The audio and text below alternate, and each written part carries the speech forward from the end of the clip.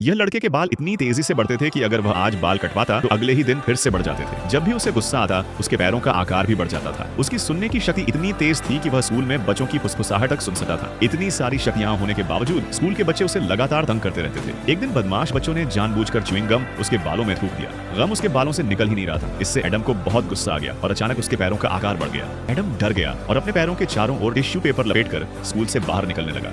लेकिन बदमाश लड़के उसका मजाक उड़ाने लगे। एडम भागकर बास्केटबॉल रूम में छिप गया, लेकिन वे बुरे बच्चे वहां भी पहुंच गए। उन्होंने एडम को मारा पीटा और उसका बैग फेंक दिया। जब एडम घर पहुंचा तो उसकी मां ने एक बार फिर उसके बाल काट दिए, लेकिन अगली सुबह उसके बाल फिर से बढ़ गए। ये देखकर एडम डर गया और इस बार उसने खुद ही अपने बाल काट लिए। बाल कटवाना बहुत खराब हो गया, इसलिए वह टोपी पहनकर स्कूल जाने लगा। रास्ते में बदमाश लड़कों ने उसे घेर लिया और उसकी टोपी छीन ली, जो उसके पिता की एक यादगार थी। एडम किसी तरह खुद को छुड़ाकर टोपी वापस ले पाया और भागने लगा। बदमाश लड़के उसका पीछा करते हुए उसके घर तक पहुंच गए और गुस्से में उसके घर की कांच की खिड़कियां तोड़ दी। उनके जाने के बाद जब एडम टूटे हुए कांच को समेट रहा था तो उसे एक छिपा हुआ डिब्बा मिला। उस डिब्बे के अंदर उसके पिता द्वारा लिखे गए पत्र थे। तभी एडम को पता चला कि उसके पिता अभी भी जिंदा हैं। अपने पिता को ढूंढने के लिए एडम गहरे जंगल में पहुंच गया। अचानक उसे पीछे से एक अजीब सी आवाज सुनाई दी।